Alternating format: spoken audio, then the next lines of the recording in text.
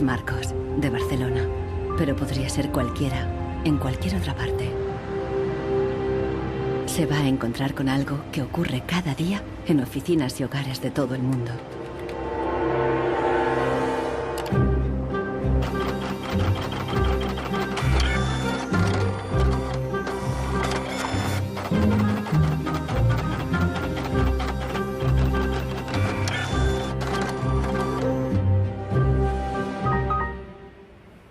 Una pieza de la impresora ha fallado y el fabricante recomienda llevarla al servicio técnico. El meu tècnic fa un diagnòstic previ, pero aquest diagnòstic ja són 15 euros més IVA. Seguramente será difícil encontrar las piezas para poder repararla. Realment, reparar-la no li surt molt a compte. Que reparar-la parlem d'uns 110, 120 euros. Tienes impresoras desde 39 euros. Per preu, té una impressora que té molta més velocitat d'impressió. Jo t'aconsellaria que miressis impressores noves. Així que, sens dubte, jo em compraria una nova, Ensenyo. No es casualidad que los tres vendedores sugieran comprar una nueva impresora. Si acepta, Marcos será una víctima más de la obsolescencia programada, el motor secreto de nuestra sociedad de consumo. Our role in life seems to be just to consume things with credit, to borrow money to buy things we don't need. Nous vivons dans une société dominée par une économie de croissance dont la logique est non pas croître pour satisfaire les besoins, mais croître pour croître. Dans une société de croissance, quand il n'y a pas de croissance, c'est catastrophique. So if the consumer does not purchase, the economy is not going to grow. Planned obsolescence, the desire on the part of a consumer to own something a little newer, a little sooner than is necessary. En este documental revelaremos cómo la obsolescencia programada ha definido nuestras vidas desde los años 20, cuando los fabricantes empezaron a acortar la vida de los productos para aumentar las ventas. Also hat man sich gedacht, dann beschränken wir einfach die Lebensdauer auf 1000 Stunden. Descubriremos que diseñadores e ingenieros se vieron forzados a adoptar nuevos valores y objetivos. Was back to the drawing board and come out with something that was more fragile. They time those things. They time them. So when you finally paid for them, they're used up. Conoceremos una nueva generación de consumidores que está llevando la contraria a los fabricantes. I do think that Apple's development of the iPod was intended to be one of planned obsolescence. ¿Es viable una economía sin obsolescencia programada y sin su impacto sobre el medio ambiente? Posterity will never forgive us. Posterity will suddenly find out about the throwaway lifestyles of people in the advanced countries.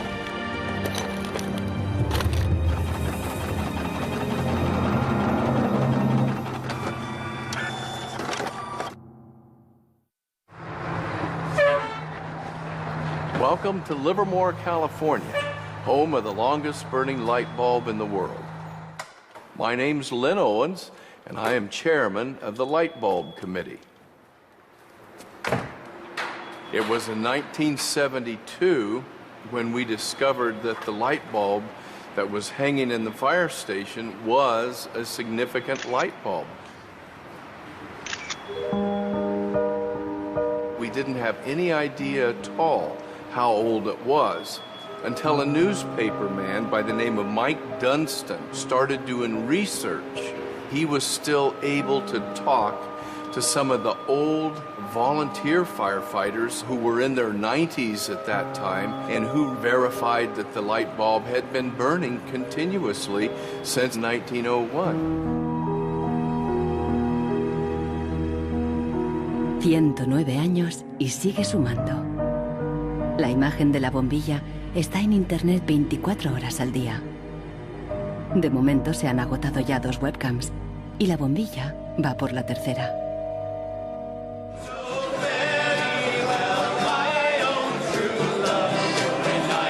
En 2001, cuando la bombilla cumplió un siglo, Livermore organizó una gran fiesta de cumpleaños al estilo americano. I think we were hoping if we would get 200 people, we'd be happy. And we ended up with 800 or 900 people showing up.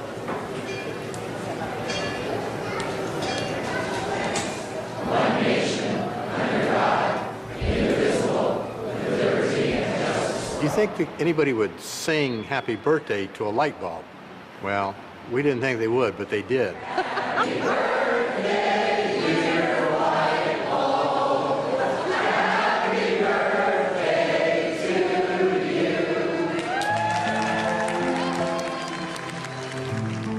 The origin of the bulb was, it was produced in a town called Shelby, Ohio, back around 1895, and put together by some very interesting ladies that I have some pictures of, and some gentlemen that invested in the company. The filament was invented by Adolphe Chaillet. He invented his filament to last.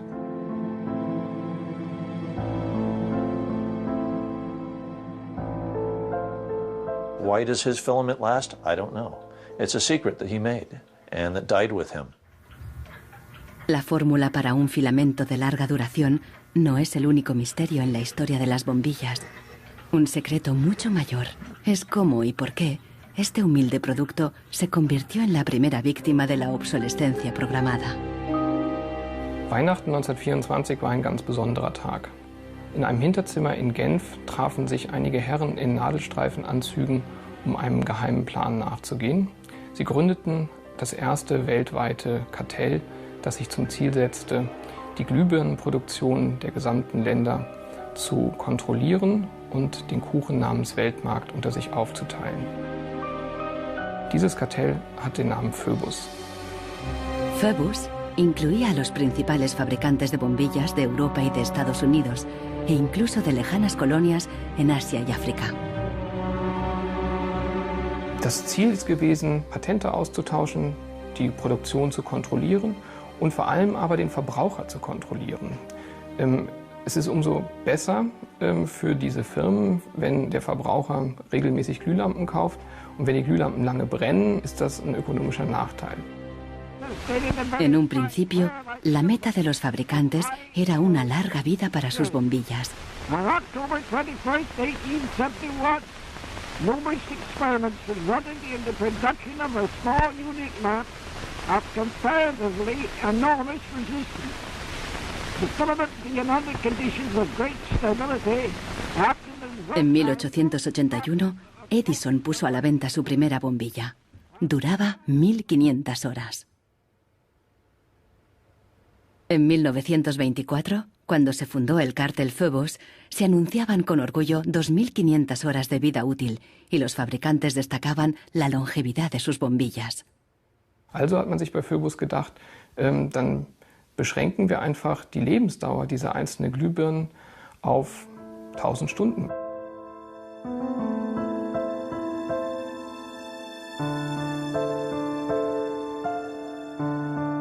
(1925) wird ein entsprechendes Komitee gegründet, das 1000 Hour Life Committee, was sich zum Ziel setzt, auf technischer Basis die Lebensdauer der Glühlampen auf diese Brenndauer zu beschränken.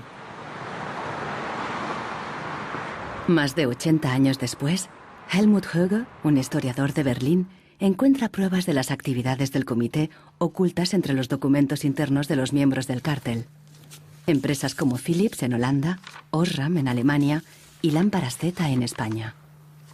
Hier haben wir ein Kartelldokument, da steht: The average life of lamps for general lighting service must not be guaranteed, published or offered for another value than 1000 hours.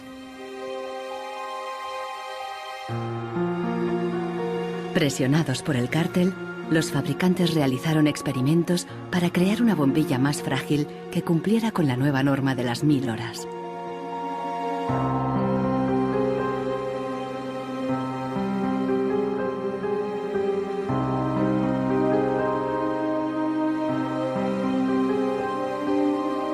La fabricación estaba rigurosamente controlada para asegurarse de que se cumplía la norma. Eine Maßnahme bestand beispielsweise darin, einen Prüfstand zu errichten, in dem viele kleine Sockel zu finden sind, in die dann wiederum einzelne Exemplare aus verschiedenen Produktionsreihen eingeschraubt wurden und Firmen wie Osram haben dann genauestens protokolliert, wie lange diese Lampen brannten. Phoebus creó una complicada burocracia para imponer sus reglas. Los fabricantes eran multados severamente si se desviaban de los objetivos marcados.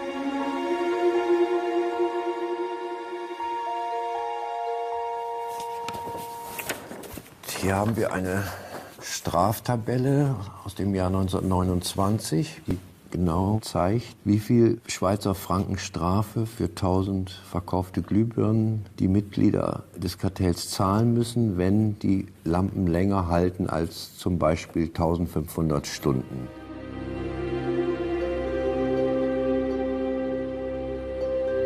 A medida que la obsolescencia programada surtía efecto, la vida útil empezó a caer. En solo 2 años pasó de 2.500 horas a menos de 1.500.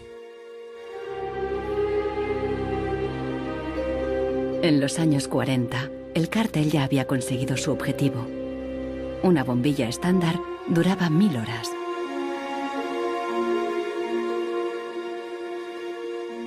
Young lady, you should be more careful. Professor... En esta película educativa, General Electric justificaba por qué esta duración era la ideal.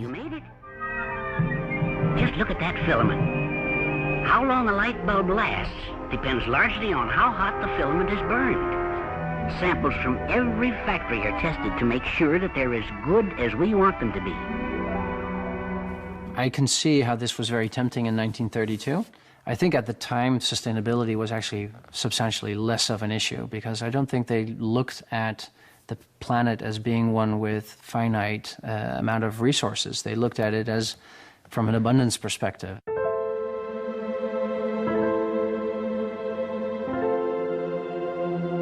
En 1942, el cártel salió a la luz. El gobierno americano demandó a General Electric y a otros fabricantes. Les acusó de competencia desleal, de fijar precios y de reducir la vida útil de las bombillas. Tras 11 años de litigio, el tribunal dictó sentencia en 1953. Entre otras cosas, los jueces prohibieron a General Electric y a sus socios limitar la vida útil de las bombillas.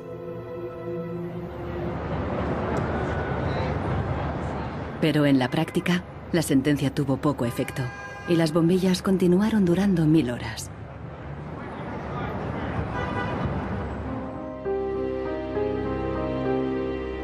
En las décadas siguientes se patentaron docenas de nuevas bombillas, incluso una que duraba 100.000 horas. Pero ninguna llegó a comercializarse. Offiziell hat es ja Phoebus eigentlich nie gegeben, wenn auch diese Spuren der Öffentlichkeit nie ganz verborgen gewesen sind.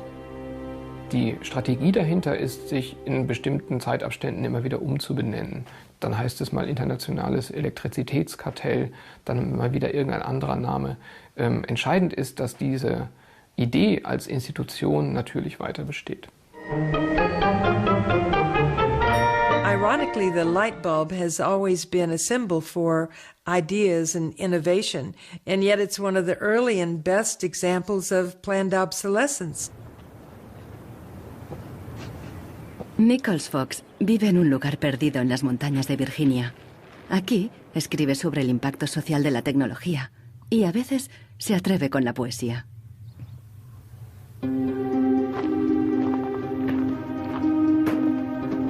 When in the dark the bogles are about, behind the bushes hiding at the ready, before you faint with fright or give a shout, you want illumination ever steady. Well, flashlights are very important for me, especially if you live out in the country where there are no street lights. I started having enormous problems with them, and yet I would get a new bulb, I would get new batteries, and these flashlights just wouldn't work. Nichols Fox es víctima de la obsolescencia programada, aún estando lejos de la moderna vida urbana. Here's a General Electric memo from the 30s. 2 or 3 years ago, we proposed a reduction in the life of flashlight lamps from the old basis on which one lamp was supposed to outlast 3 batteries to a point where the life of the lamp and the life of the battery would be approximately equal. Flashlights are not toys. Flashlights are safety devices. It's just infuriating, really, to think that, first of all, they would do this so quietly, and second of all, they would do it at all. I believe it's the duty of everyone to complain about products that don't work. So I decided to write sonnets of complaint. A sonnet of complaint, I prefer the Italianate form of sonnet, which Shakespeare used. Instead, this box is filled with a collection of flashlights dead and way beyond repair. Scarcely used and coddled to perfection, their quick demise I cannot think is fair. So can it really be too much to ask that Ever-Ready's lights be made to last?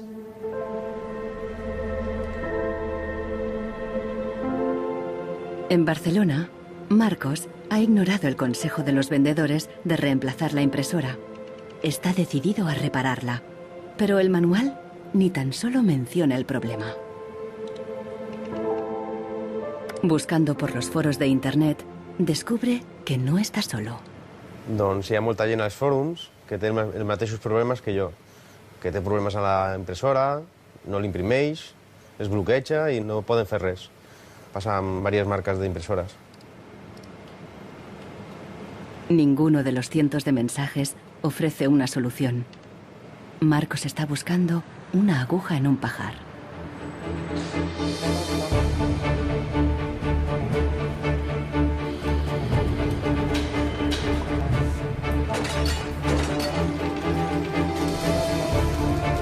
La obsolescencia programada surgió al mismo tiempo que la producción en masa y la sociedad de consumo.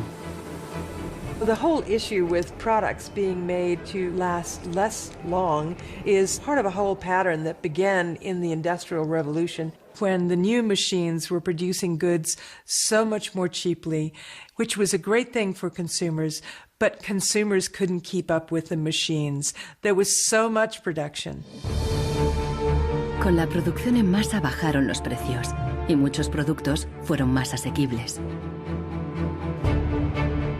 Pero los fabricantes estaban preocupados. ¿Cuánto duraría esta bonanza? ¿Qué pasaría cuando todo el mundo lo tuviera todo? Ya en 1928, una influente revista de publicidad advertía: un artículo que no se desgasta es una tragedia para los negocios.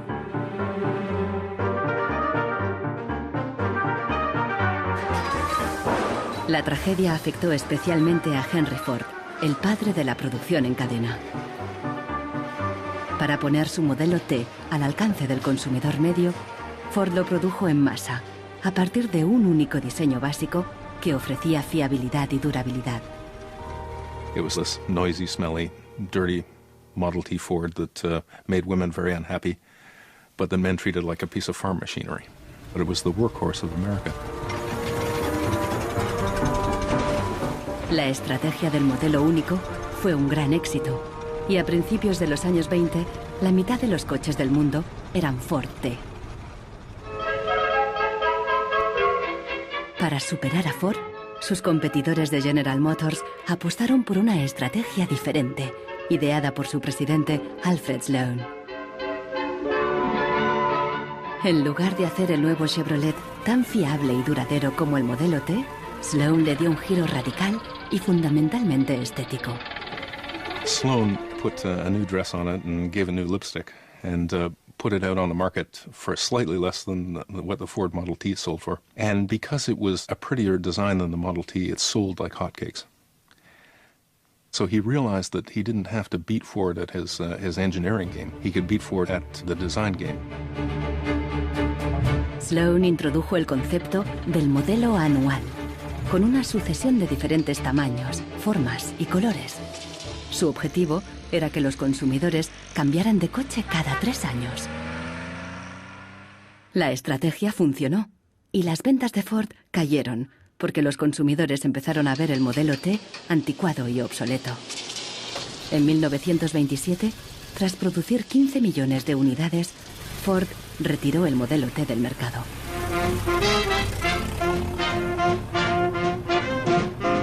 A partir de entonces, adoptó la misma estrategia que General Motors, con nuevos modelos cada año. La industria del automóvil creció como la espuma y aceleró la economía.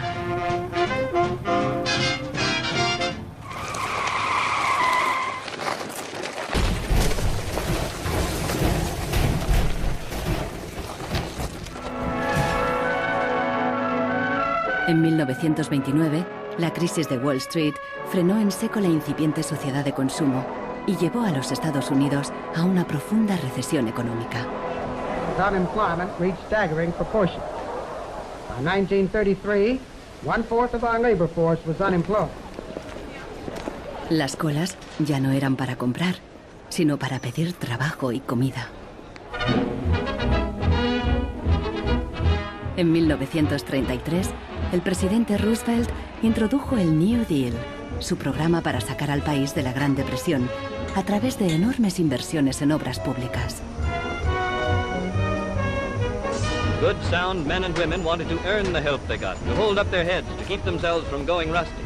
Retail business needed their purchasing power to stimulate trade.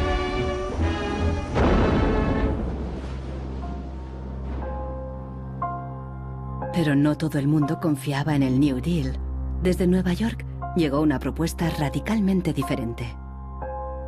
Bernard London, un prominente inversor inmobiliario, sugirió salir de la depresión haciendo obligatoria la obsolescencia programada. Era la primera vez que el concepto aparecía por escrito. London planteaba que todos los productos tuvieran una vida limitada, con una fecha de caducidad, después de la cual se considerarían legalmente muertos. Los consumidores los devolverían a una agencia del gobierno para su destrucción.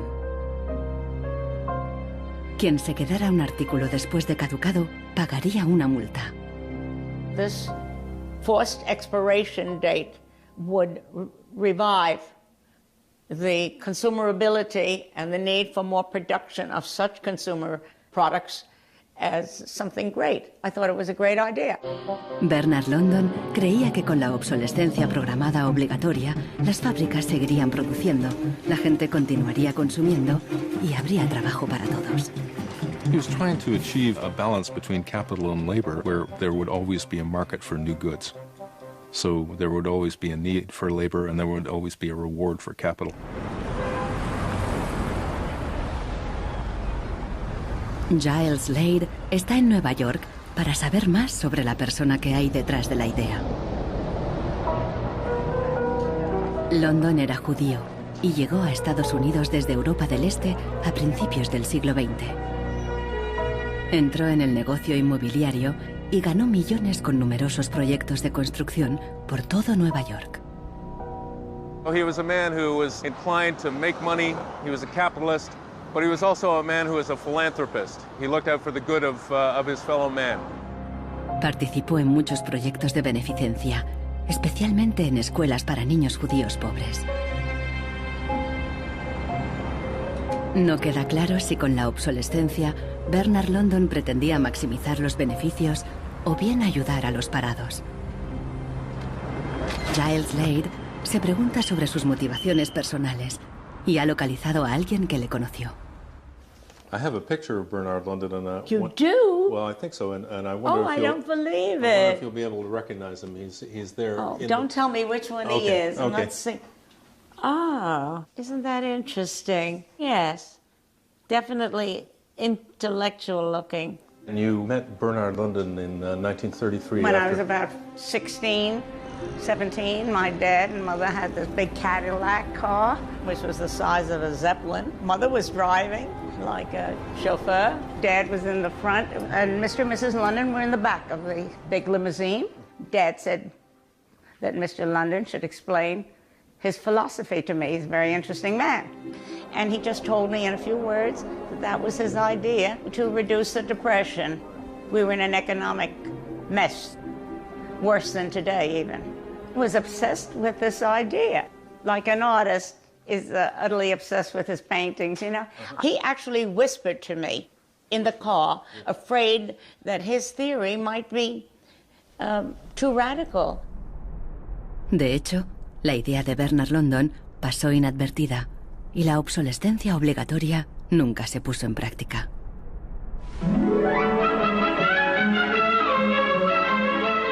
20 años más tarde, en los años 50, la obsolescencia programada resurgió, pero con un giro crucial.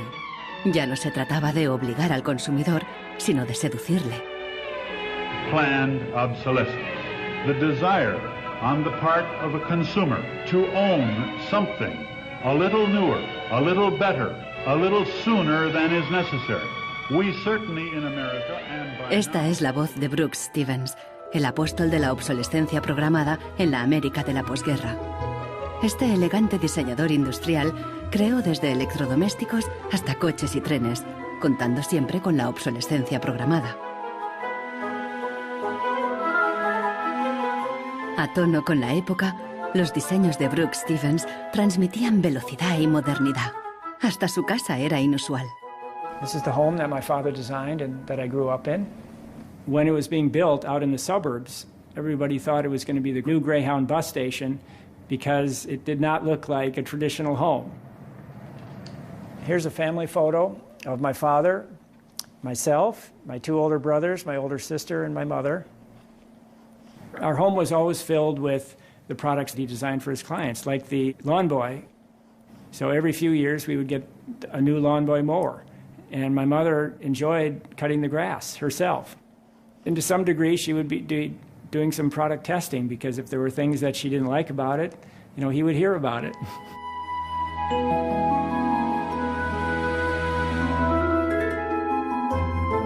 One of the most important things that my father felt always in designing a product is that it made a statement. He detested products that were bland and really did not, create any desire within the consumer to inspire the purchase.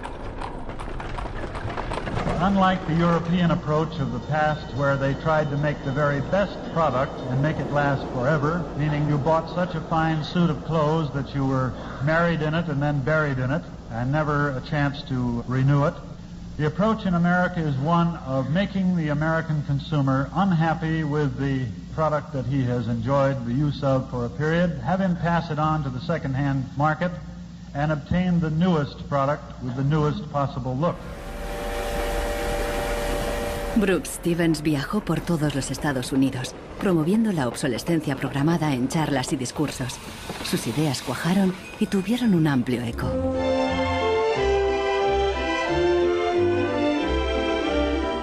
Women and men alike are increasingly interested in the look of things. They eagerly give their attention to what's new and beautiful and advanced. Oldsmobile's elegant golden rocket. Sports outfits by Pat Primo of Los Angeles.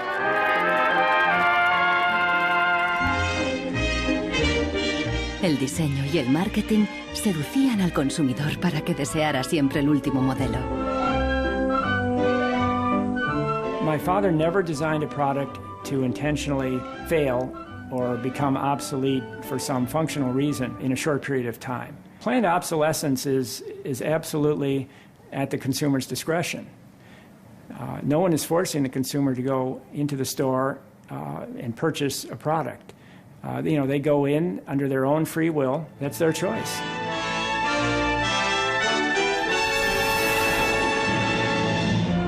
Libertad y felicidad a través del consumo ilimitado.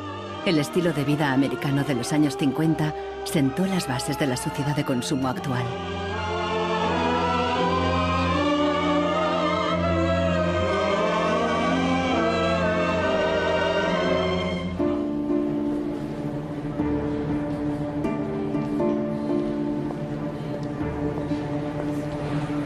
See, without planned obsolescence, these places wouldn't exist.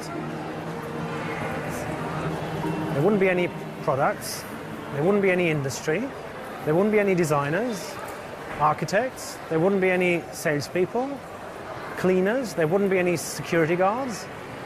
All the jobs would go. La obsolescencia programada está en la raíz del considerable crecimiento económico que el mundo occidental ha vivido a partir de los años 50. Desde entonces, el crecimiento ha sido el santo grial de nuestra economía. Nous vivons dans une société de croissance dont la logique est Non pas croître pour satisfaire les besoins, mais croître pour croître, croître à l'infini, faire croître sans limite la production, et pour justifier cette croissance de la production, faire croître sans limite la consommation. Serge Latouche, un destacado crítico de la sociedad del crecimiento, escribe a menudo sobre sus mecanismos. Au fond, il y a trois instruments fondamentaux qui sont la publicité, l'obsolescence programmée et le crédit.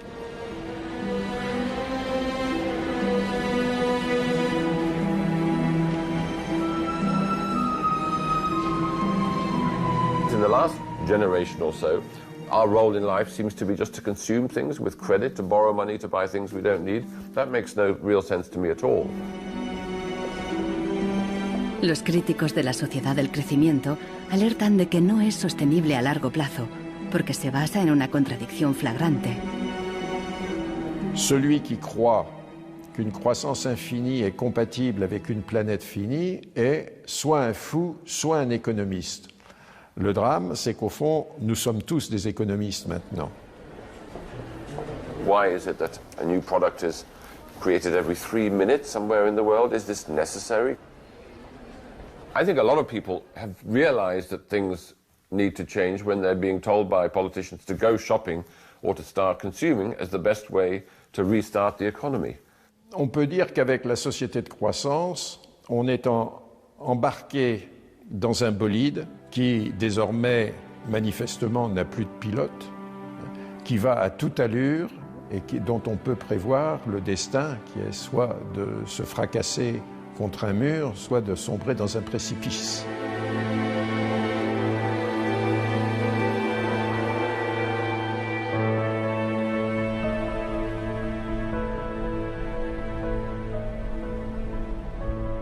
Marcos ha encontrado a alguien en Internet que ha descubierto qué le ocurre a su impresora.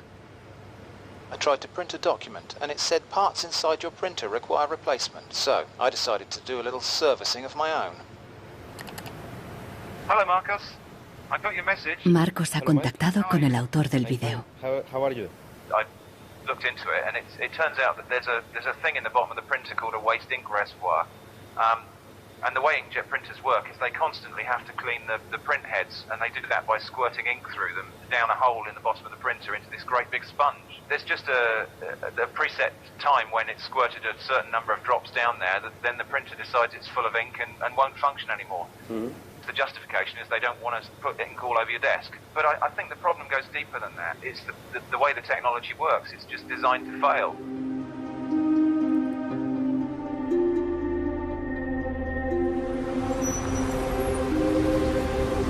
¿Es ético diseñar un producto para que falle? ¿Qué opinan los diseñadores y los ingenieros de la obsolescencia programada? Giles Slade está investigando cómo reaccionaron cuando el concepto se extendió. In the 1950s, there's a debate among engineers about whether or not they should be deliberately death dating products, and most of the debate is framed in a magazine called Design News.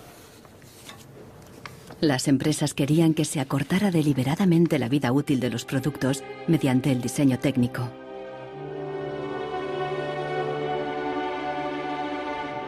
A lot of engineers felt that it was really a dirty strategy to make people pay for products that they deliberately broke. Las cartas al director de Design News reflejan la intensidad del debate. A nation such as ours, leader among nations, turns its engineers into destroyers. It is even a crime against the natural law of God, and that we waste that which He has given us. So engineers were in a really complicated ethical time. This confrontation with planned obsolescence provoked them to examine their most basic ethical concepts.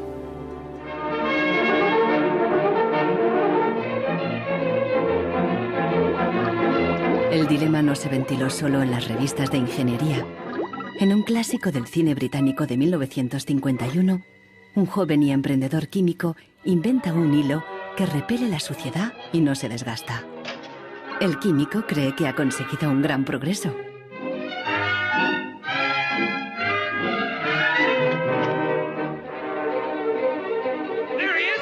Pero no a todo el mundo le gusta el invento, y al poco le persiguen no tan solo los dueños de la fábrica, sino también los obreros, que temen por sus empleos. Well, that's really interesting, and it reminds me of something that actually happened in the textile industry. En 1940, el gigante químico DuPont presentó una fibra sintética revolucionaria, el nylon. Se formaron largas colas para comprar las nuevas y duraderas medias. There's a picture in here of me in tights. I think I've got one. Oh yes, here it is. Stockings were a big issue in the 50s and the 60s. You had to wear them. To go out without stockings was really quite shocking. Quan tu t'arreglaves el diumenge que t'anaves a assaig o al cine o te n'anaves a ballar, normalment te posaves la roba de vestir. Llavors, clar, requeria posar-te unes mitges boniques. I si estaves al ball i estaves ballant i amb un cop o el que fos se't feia un forat, ja no volies ballar més perquè se te veia el forat de la mitja. Las medias duraderas significaban un gran progreso, pero la alegría duró poco. My father worked for DuPont before and after the war in the nylon division, and he told me a story about how when nylon first came out and they were trying it out for use in stockings, the men in his division were asked to take these stockings home for their wives and girlfriends to try out. My father brought them home to my mother, and of course she was one of the testers. She was delighted with the first products because they were so sturdy. Los químicos de DuPont tenían motivos para estar orgullosos. Incluso los hombres admiraban la resistencia de las medias de nylon. The problem was that they worked too well. They lasted too long. The women were very happy with the fact that they didn't get runners in them. Unfortunately, this meant that the companies producing the stockings were not going to sell very many. DuPont dio nuevas instrucciones al padre de Nichols Fox y sus colegas. For the men in his division, it was back to the drawing board to try to make the fibers weaker and come out with something that was more fragile and would run so that the stockings wouldn't last as long. Wenn man die Lebenszeit einer Strumpfhose verkürzen will, dann ist es eigentlich recht einfach, denn eine Strumpfhose besteht nicht nur aus Nylon, sondern sie besteht aus Zusatzstoffen, die zum Beispiel das Nylon stabilisieren gegen das UV-Licht von der Sonne. Jetzt kann man die Menge dieser Zusatzstoffe einfach variieren. Wenn man dafür wenig Zusatzstoffe oder gar keine reingibt, dann werden diese Strumpfhosen von der Sonne zerstört und dann reißen sie wesentlich leichter. Das heißt, man kann sozusagen den Zerfall, die Zerstörung einplanen. Pronto, las medias volvieron a tener carreras. Això va ser una cosa molt escalonada, no va ser allò una cosa de dir, pom, ara venen de cop bones i ara de cop dolentes, entens? Va ser una cosa esgraonada cada vegada, doncs la mitja o era potser més fina, menos resistent. Los mismos químicos que habían aplicado todo su saber para crear un nylon duradero siguieron la corriente de la época y lo hicieron más frágil. Ese hilo eterno desapareció de las fábricas, igual que en el cine. We need control of this discovery. Complete control. If you want twice the amount in that contract, we will pay it. $250,000. To suppress it. Yes. ¿Qué opinaban los químicos de DuPont de reducir la vida de un producto deliberadamente? Must have been frustrating for the engineers to have to use their skills to make an inferior product after they'd tried so hard to make a good product. But in a way, I suppose that's the outsider's view. Probably they just had a job to do. Make it strong, make it weak. That was their job. Among engineers, there was a shift taking place in consciousness. There was an old school of engineers who believed that they should make a permanent, usable product that would never break. And there was a new school of engineers that were driven by the market who were clearly interested in making the most disposable product that they could. And this debate resolved itself by these new school of engineers taking over. So how often do you change your mobiles? 18 months. Once a year. Once a year. Once a year. Hoy en día, la obsolescencia programada se enseña en las escuelas de diseño y de ingeniería. Boris Knuff da clases sobre el ciclo de vida del producto, el eufemismo moderno de la obsolescencia programada. I went shopping for you. Got a couple of things: a pan, salt, shirt, another shirt. La ética ya no cuenta en un mundo empresarial dominado por un único objetivo: compras frecuentes y repetidas. And this is an old toaster. What I do, I pass these round, and you tell me what you think, how long it takes for them to fail, what the service life will be. Okay. Designers have to understand what company they work for. The company decides on a business model, how often do we want to renew our products, our offers. So this brief is given to designers, and designers have to understand and design the product in a certain way so it fits exactly the business strategy of the client they work for.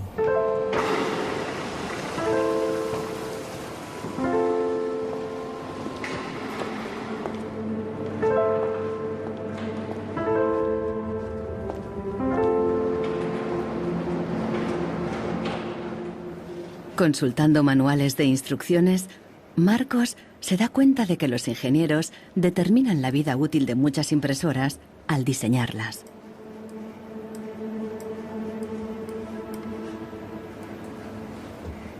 Lo consiguen colocando un chip dentro de la impresora.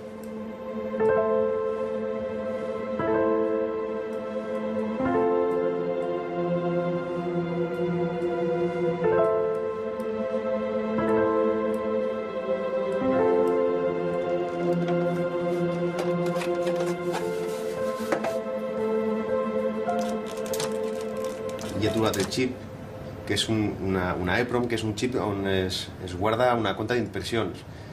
I quan s'arriba a una determinada compta és quan es bloqueja la impresora y deja de imprimir. Ahora que ha descubierto al culpable, Marcos intentará poner en marcha de nuevo su impresora.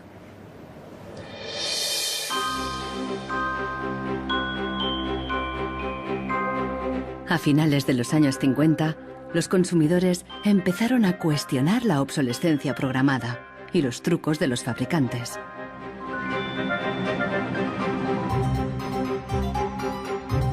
La Asociación de Consumidores de Estados Unidos puso a prueba la vida útil y la durabilidad de numerosos productos. La asociación publicó los resultados en su revista, de creciente tirada e influencia. También empezó a presionar para conseguir protección legal para el consumidor.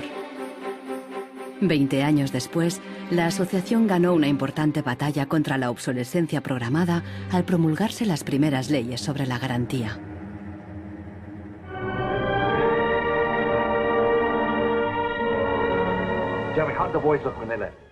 La cultura popular también empezó a hacerse eco de la obsolescencia programada. Incluso apareció en el clásico teatral de Arthur Miller, Muerte de un viajante. Once in my life, I'd like to own something outright before it's broken. I'm always in a race with the junkyard. Just finished paying for the car and it's on its last legs. The refrigerator consumes belts like a crazy maniac. They time those things. They time them, so when you finally paid for them, they're used up. The Waste Makers, publicado en 1960, fue el primer análisis académico de la obsolescencia programada. Su autor, Vance Packard, era famoso por un libro sobre el poder de la publicidad. Su nueva obra se convirtió en un bestseller. Good evening, Mrs. Packard. Packard aprovechó cualquier oportunidad para criticar una sociedad basada en el consumismo y el despilfarro.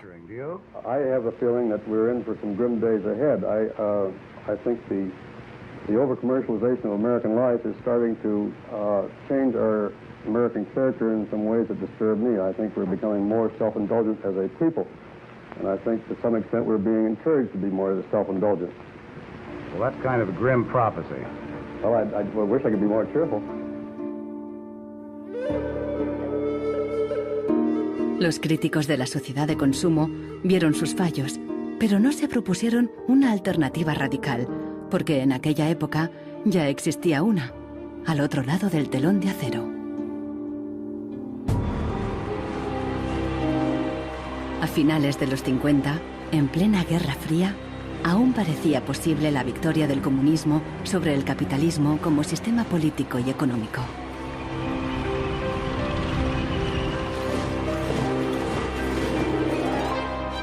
La economía comunista no se basaba en el libre mercado, sino que estaba planificada por el Estado. Era poco eficiente y sufría una falta de recursos crónica. En ese sistema, la obsolescencia programada no tenía ningún sentido. En la antigua Alemania del Este, la economía comunista más eficiente, las normas estipulaban que las neveras y las lavadoras debían funcionar durante 25 años. Hier, dieser DDR-Kühlschrank, den habe ich 1985 gekauft. Der ist also mindestens 24 Jahre alt. Und die Glühbirne ist ebenso alt, habe ich noch nie ausgewechselt. Die ist also auch schon fast 25 Jahre alt. En 1981, una fábrica de Berlín Este empezó a producir una bombilla de larga duración. Da oben war die zentrale Prüfstelle für die Lebensdauer von Glühbirnen.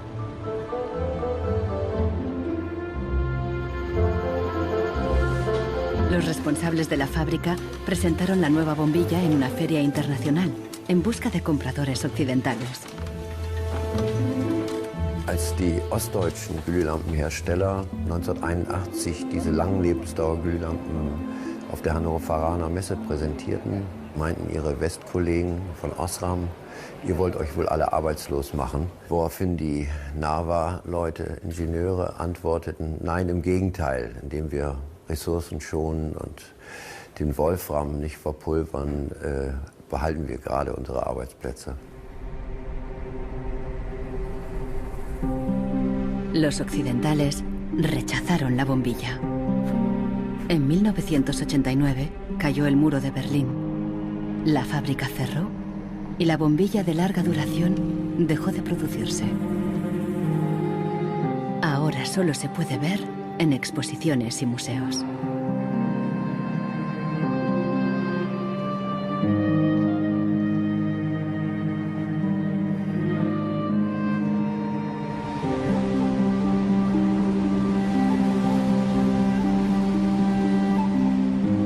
Veinte años después de la caída del muro de Berlín, el consumismo desenfrenado se da tanto en el este como en el oeste.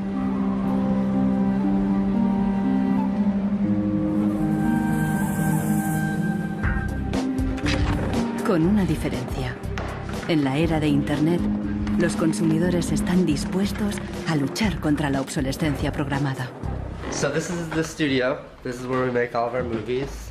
We take snapshots of everyone that comes in.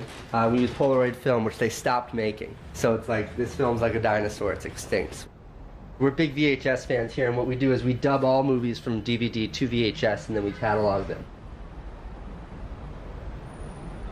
Para los hermanos Neistat, artistas y cineastas de Nueva York, ningún objeto es obsoleto. Siempre pueden encontrarle un lugar en la pared o en su próxima película. The first movie we made that really broke through was a movie about the iPod. And I was completely broke, and I'd gotten this iPod, it was like $500, $400, and about 8 months later, 12 months later maybe, the battery died in it. And I called Apple to ask them to replace the battery. And their policy at the time was to tell their customers to buy a new iPod. You might as well go get a new one. Apple doesn't offer? No. Apple doesn't offer a new battery for the iPod? No.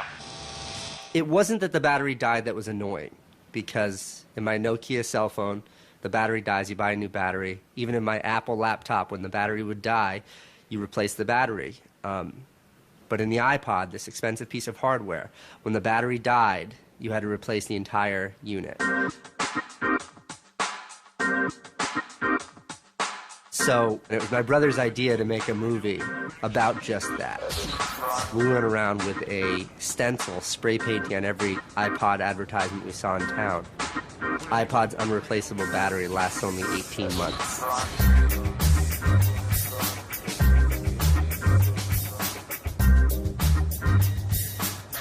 We put the video on our own little site, iPodsDirtySecret.com. In the first month, 6 weeks, it was at 5-6 million views.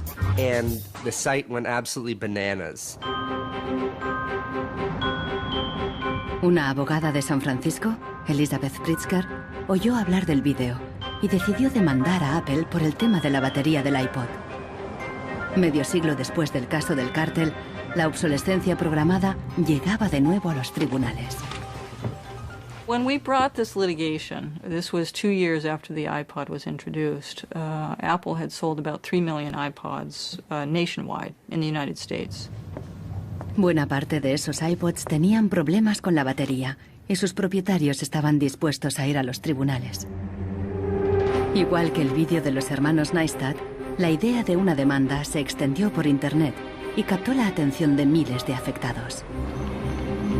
Uno de ellos era Andrew Westley.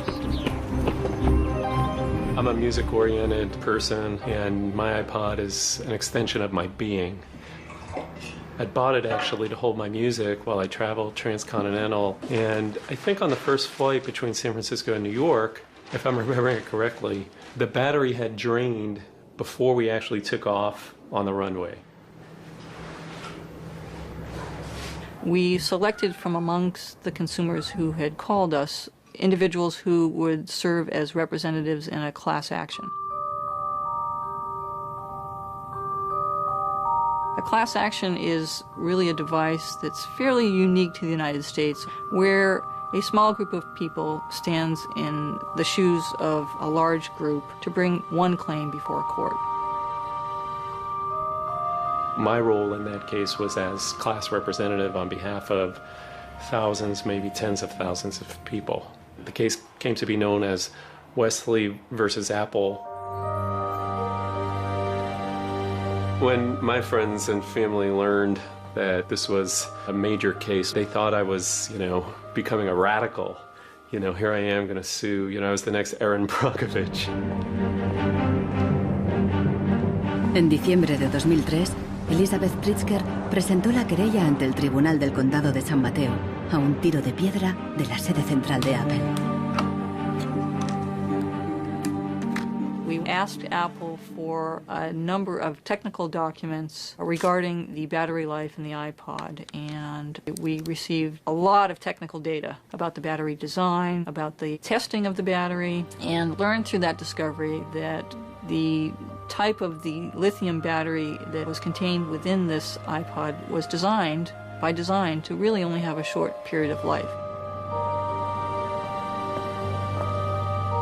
I do think that Apple's development of the iPod was intended to be one of planned obsolescence. El caso nunca llegó a juicio. Después de meses de tensión, las dos partes llegaron a un acuerdo. Apple creó un servicio de recambio de las baterías y prolongó la garantía a 2 años. Los querellantes recibieron una compensación. Andrew Westley aceptó un descuento de $50 para un nuevo producto Apple.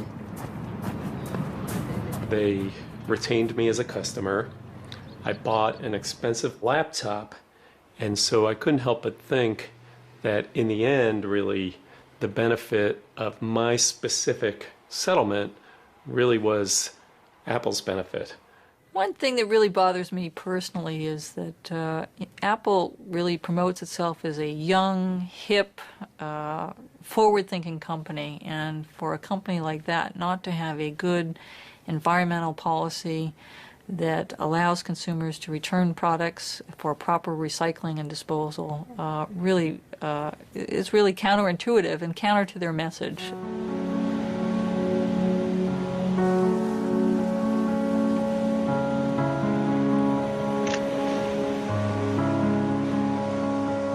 La obsolescencia programada del tercer mundo, como Ghana, en África. It's been between 8 and 9 years now when I noticed that loads and loads of containers were coming to this country with electronic waste. We're talking about end-of-life computers, end-of-life television sets, which nobody wants in the developed countries.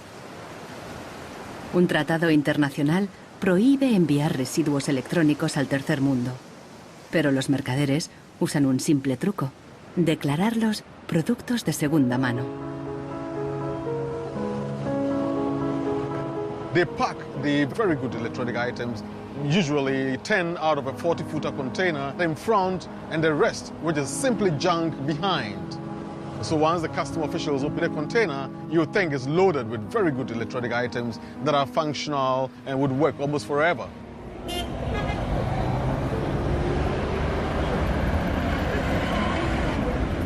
Los contenedores se descargan cerca del puerto donde comerciantes ganeses compran cualquier aparato que funcione o que se pueda reparar. De aquí los llevan a la capital, Accra. En Ghana, si algo se puede reparar, no se tira así como así. Andrew Obusu compra ordenadores de segunda mano de Europa y los repara. This machine is from Spain. I check this machine and then get to find out that the hard disk is not working. Then I change the hard disk, the one is working. And then this one too, the fault was from the VGA. Yeah, I changed the VGA, it was working. If I find out where the fault is, it takes about 30 minutes, 20, 10. Obusu vende estos ordenadores a estudiantes, escuelas y pequeñas empresas. No entiende la mentalidad de usar y tirar de los países desarrollados. But here Africa, it's not easy. Before a fellow gets computer, it's not easy. So that person will just throw it away. Will service it.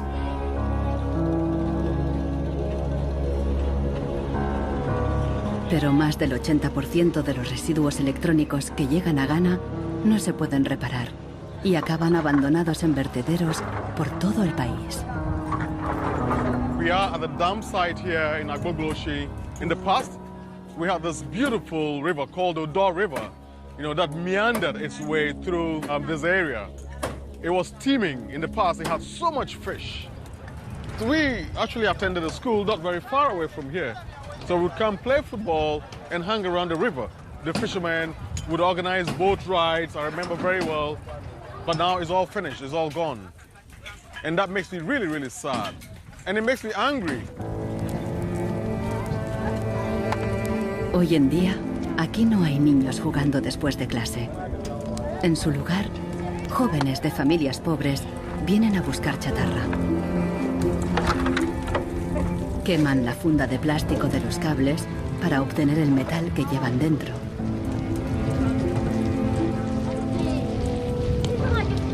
We get some from the computer, TV, and then the machines. The work is not good. Sometimes we get diseases like coughing. But sometimes some glass catch. If evening time you can sleep and stand up. Los niños más pequeños rebuscan en los restos para encontrar cualquier pequeño trozo de metal que los mayores hayan olvidado. Los chatarreros compran este metal y lo revenden a países en crecimiento económico.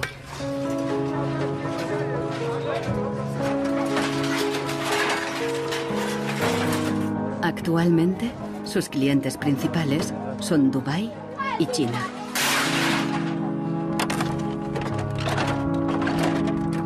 Some of those behind the shipments have said that, well, we're trying to bridge the digital divide between Europe, America, and then the rest of Africa and Ghana, of course. But the reality is that these computers that are sent here simply do not work. There's no point in receiving electronic waste when you cannot deal with it, more so when you did not produce it and your country is being used as the world's trash bin.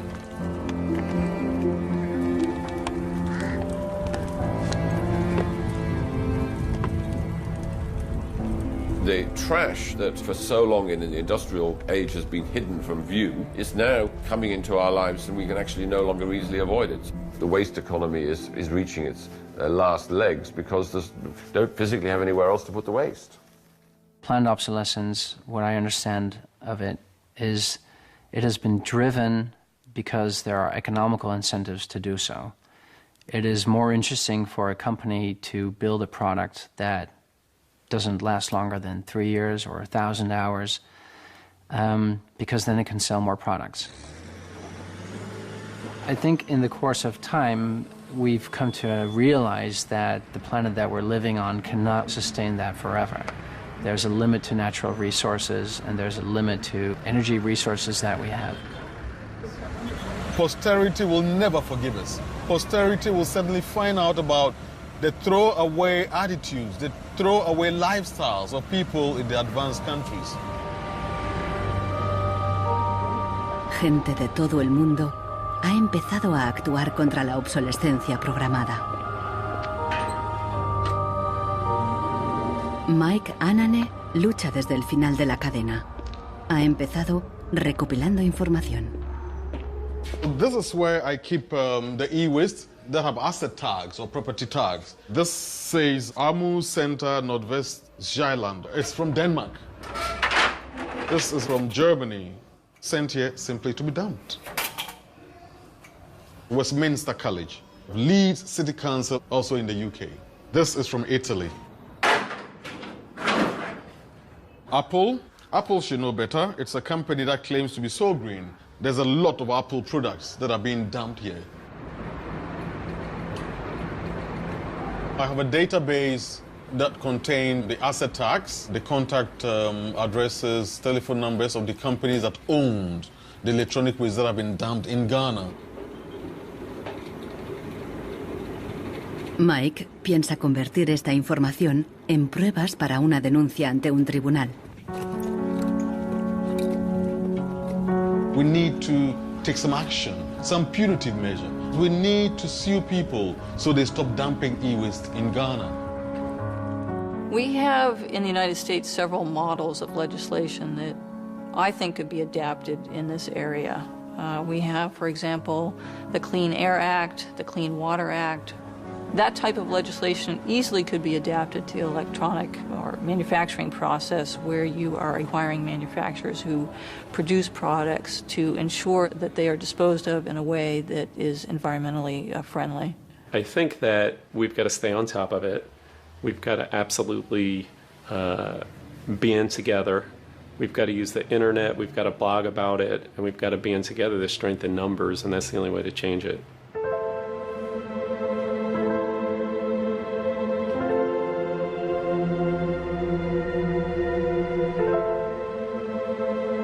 La fuerza creciente de las redes sociales está ayudando a Marcos con el problema de su impresora.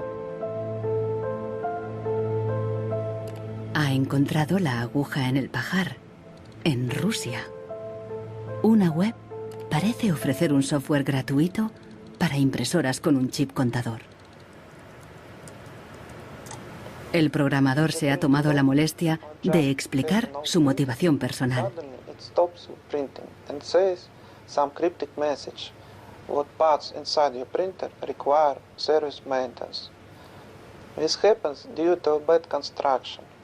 This is their business model, not a good one for user and environment.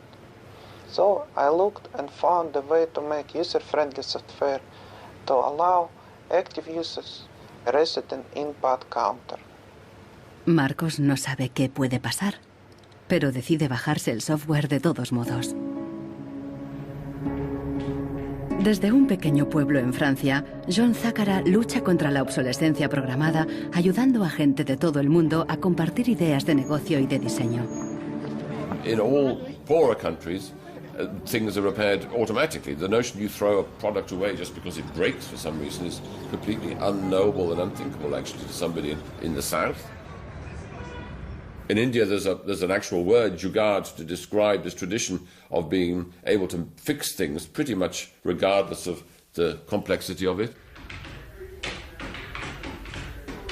We try to find people who are actively doing projects in the world rather than just talking about things or making abstract statements about how awful things are or what has to be changed.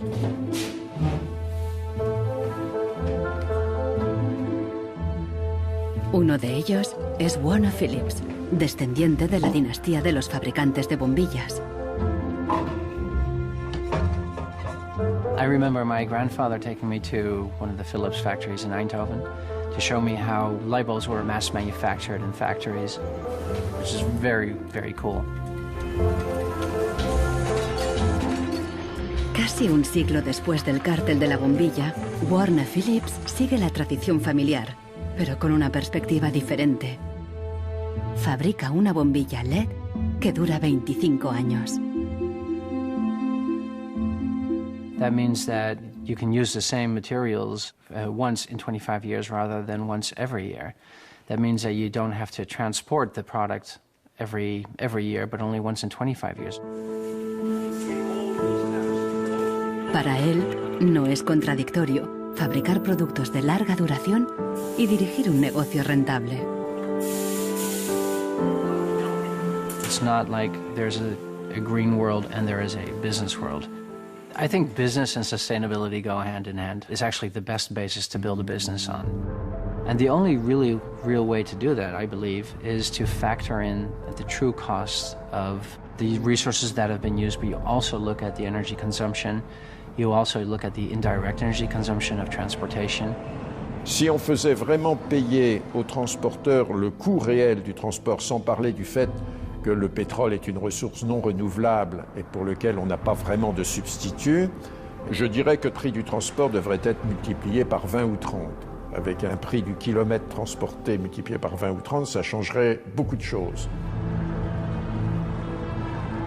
Una simple bombilla sería mucho más cara si su precio incluyera todos los costes ocultos, materias primas, emisiones de carbono y el impacto ambiental de la producción y el reciclaje. If you factor all of that into every product that you manufacture, then there will be huge incentives for manufacturers and entrepreneurs all over the planet to make products that last forever. También se puede luchar contra la obsolescencia programada replanteando la ingeniería y la producción de los productos. Un concepto nuevo, de la cuna a la cuna. Afirma que si las fábricas funcionaran como la naturaleza, la propia obsolescencia quedaría obsoleta. Wenn man über Umweltschutz redet, meint man bei uns immer sparen, verzichten, vermeiden, reduzieren, Nullabfall, weniger schädlich. Wenn man sich die Natur aber im Frühling anschaut, ein Kirschbaum, kein Sparen, kein Verzichten, kein Vermeiden.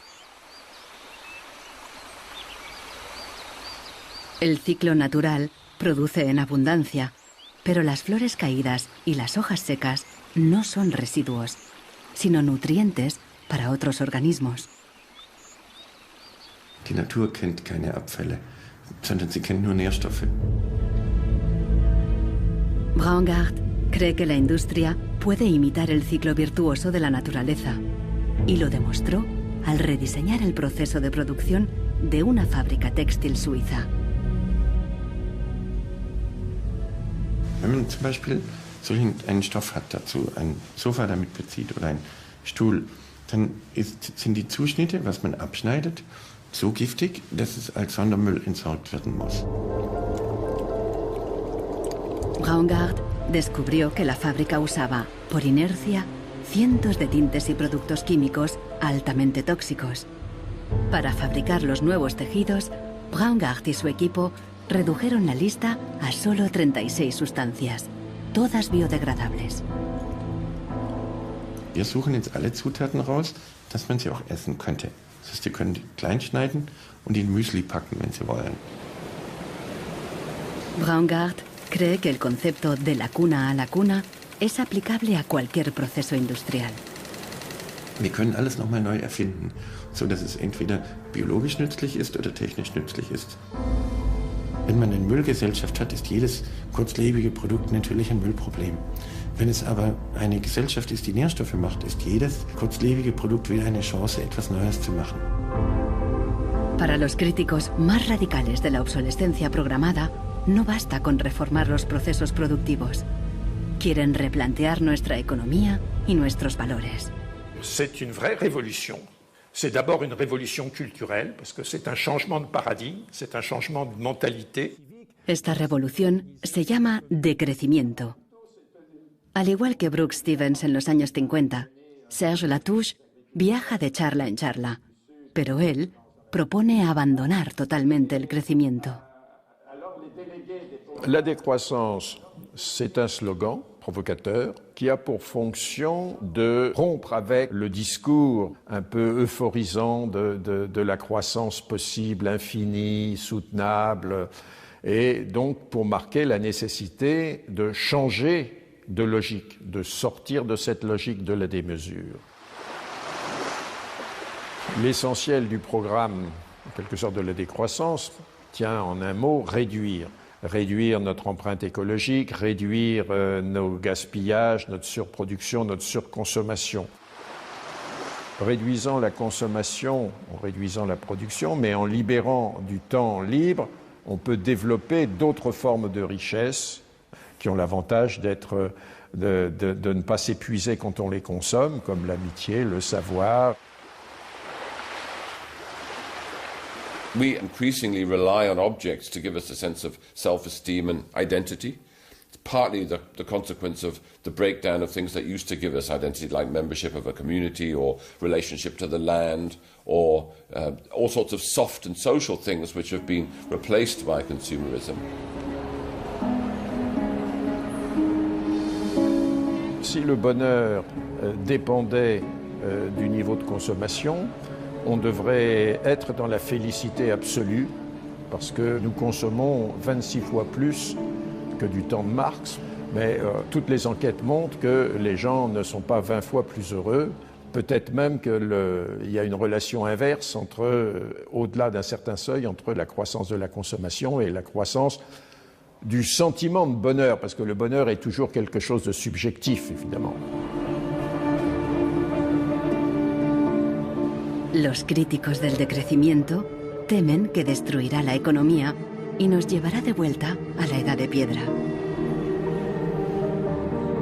Revenir à une société soutenable, c'est-à-dire une société dont l'empreinte écologique ne dépasse pas une planète, eh bien, ça n'est pas revenir à l'âge de pierre, c'est revenir, toutes choses égales d'ailleurs, pour un pays comme la France, aux années 60. Ça n'est pas vraiment l'âge de pierre. On peut dire que la société de décroissance réalise la vision de Gandhi qui disait le monde est assez grand pour satisfaire les besoins de tous, mais il sera toujours trop petit pour satisfaire l'avidité de quelques-uns.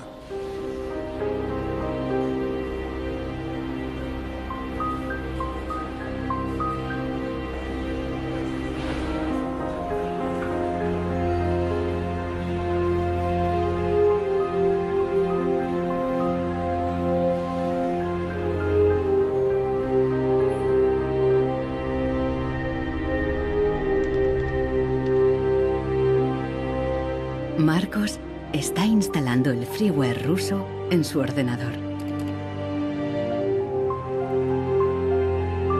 Con el nuevo programa, puede poner a cero el chip contador de la impresora. La impresora se desbloquea inmediatamente.